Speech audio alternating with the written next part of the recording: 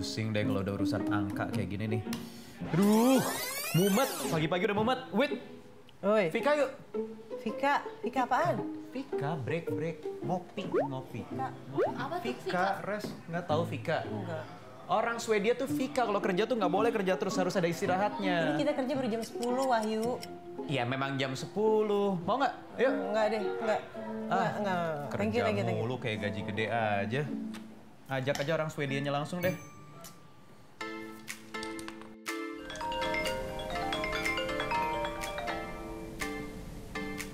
Nih, Halo Pak Wahyu. Vika yuk. Ayo kita Vika. Oke, see you. Sampai bertemu ya. Oke guys, gue Vika dulu ya. Bye. Penasaran nggak Vika itu apa? Yuk, ikut gue.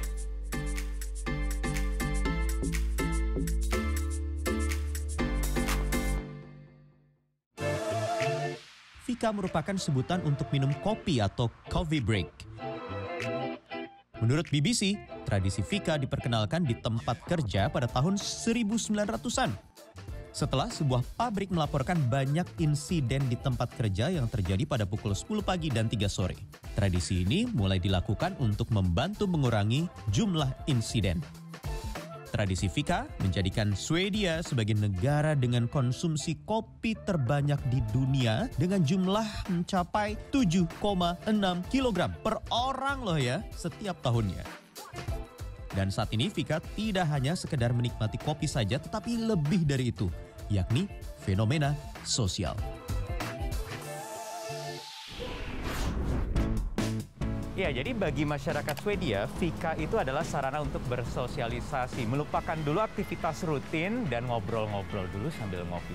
Nah, supaya lebih paham lagi apa itu Vika, saya akan ajak Anda untuk bertemu dengan teman saya, orang Swedia yang tinggal di Jakarta, yang memperkenalkan saya dengan Vika.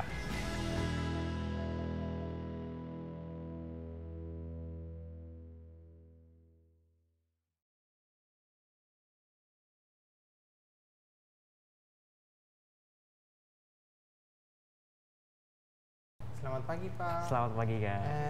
Mau order kopi Ya, pagi ini? yang mana? Niki, apa kabar? Baik, apa kabar good Pak? to see Selamat you. pagi, good to see you. Kita ada pilihan. Time for Vika, waktunya ngopi. Waktunya ngopi. Yes. Waktunya Vika. Waktunya Vika, mau ngopi apa? Untuk saya kopi kerinci.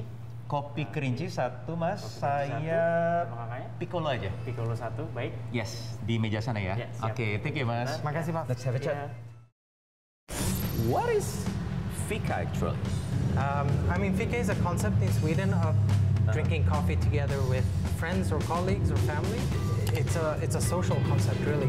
It's a way to meet friends, Yeah. discuss recent events. Very social cluster, if you will. So it should be casual. Should be casual. I know what you're gonna say now. We're gonna take off our jackets to be more relaxed. Yes. Yeah. Should take off the jacket first, and we're still waiting for the coffee to come. So, can I do this alone? You can Fika alone, but it kind of defeats this purpose as well because it's just a platform to bring people closer together.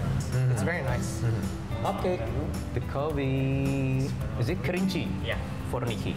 Oh, makasih Mas. Yours. Makasih. And should there be a coffee or tea or other drinks? Usually it's coffee. Thank you. Terima kasih Mas. Pico. Selamat menikmati. Terima kasih. Usually there's coffee and then you have some kind of savory sweet like cinnamon bun. Cinnamon bun. Cinnamon bun, yeah. But if you'd rather drink tea, of course that's fine. No one's gonna hold it against you. It's more about the social connotation of being together.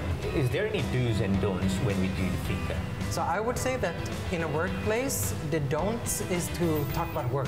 It's supposed to be a social scenery. Yeah, You shouldn't come, if you're the manager of the workplace, you shouldn't come and talk about work. Okay. Because this is a safe Okay. space. That's the only don't I can come up with now. Nick, is there any regulation from the workplace or maybe from the institution or maybe from the Swedish government about fika? Very immediate answer is no. There is no formal regulation, but it's so embedded in Swedish society. And Sweden is a very informal society, so in a workplace, this can be the place where workers and managers meet in a very informal setting, bridging gaps, if you will, strengthening relations. So it's a way to keep the workplace together as well, meeting outside of these formal areas only. What about in schools, in university? Do they have fika as well? So yes, definitely. I mean, you can fika, and I mean, there's such a rich coffee culture also here in Indonesia. And when you go, there's a lot of Indonesian coffee to be drunk in Sweden. Really? And a lot of universities have different kind of houses that you can be part of, and they have regular fika all the time. So you can have your first class in the morning, and then you go fika, and then you go to your second class, and then it's lunch, and then fika again in the afternoon.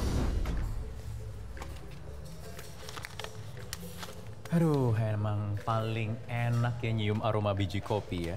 Nah, ngomong-ngomong soal kopi dan fika, di Swedia ada penelitian menyebutkan bahwa pekerja atau karyawan di sana adalah karyawan yang paling bahagia di dunia.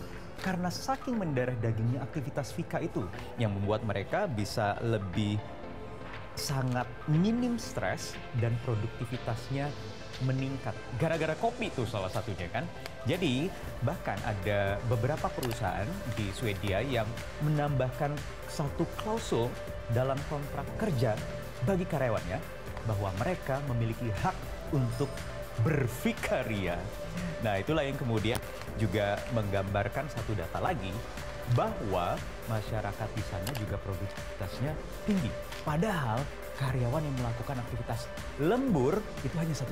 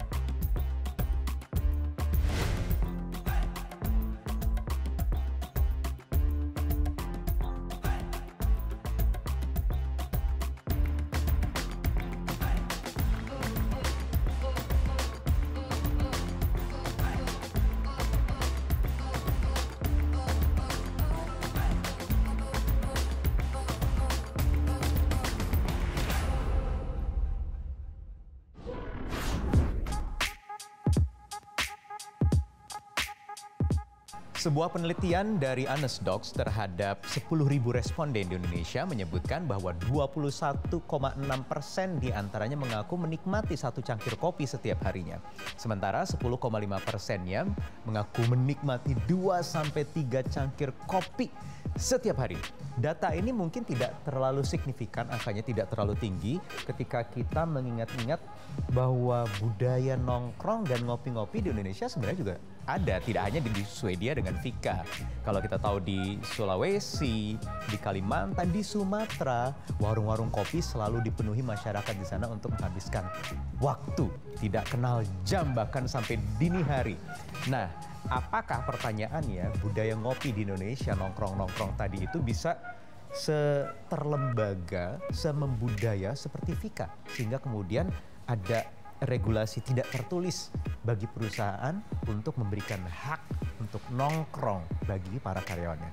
Saya akan ajak Anda untuk berbincang dengan teman saya, ahlinya ngopi, ahlinya kopi, ahlinya nongkrong-nongkrong.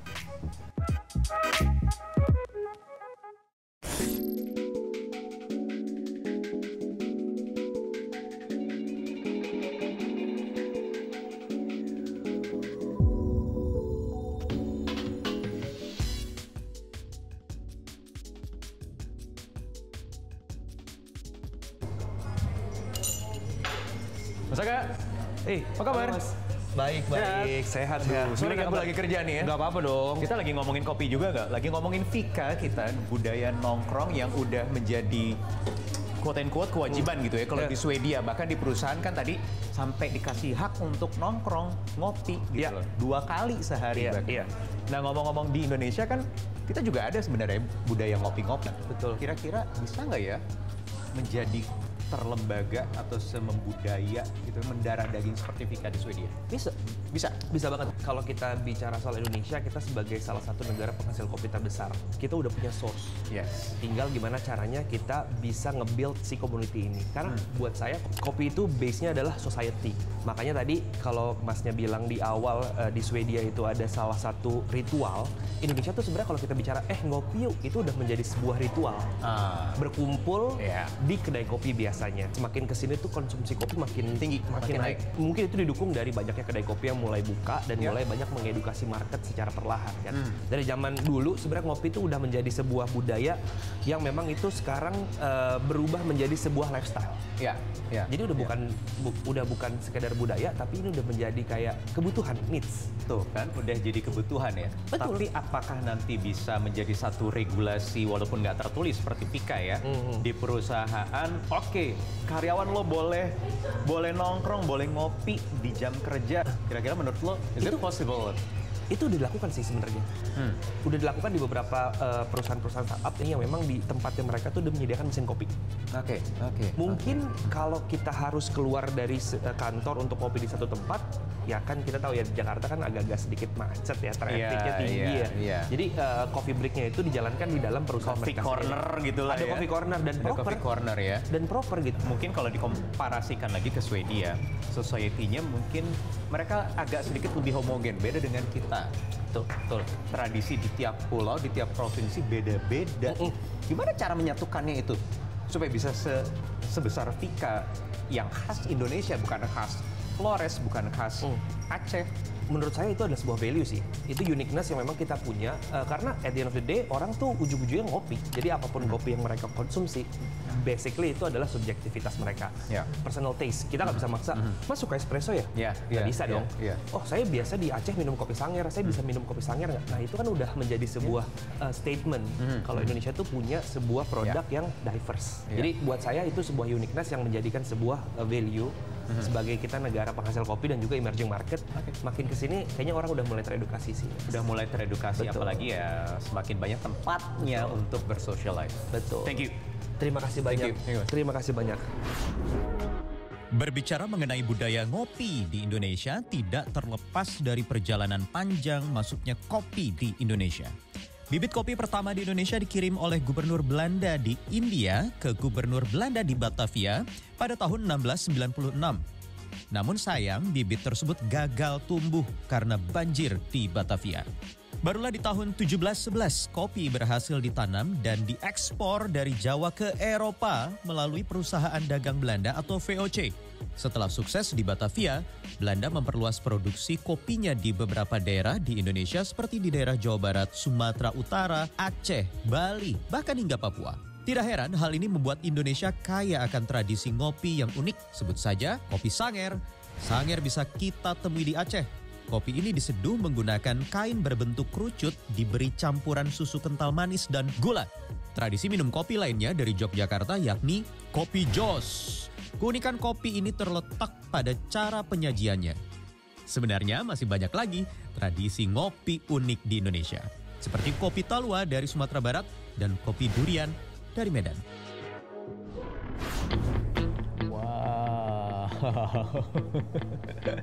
Ini namanya teknik sifon untuk bisa menyeruput kopi tapi lewat proses yang menarik ini gitu ya. Nah ini butuh waktu kira-kira 2-3 menit. Ini sesuai dengan satu penelitian yaitu di mana menyebutkan bahwa jeda rehat sejenak dari pekerjaan selama 15 menit itu bisa meningkatkan produktivitas karena kita bisa menjadi lebih fokus lagi dalam bekerja.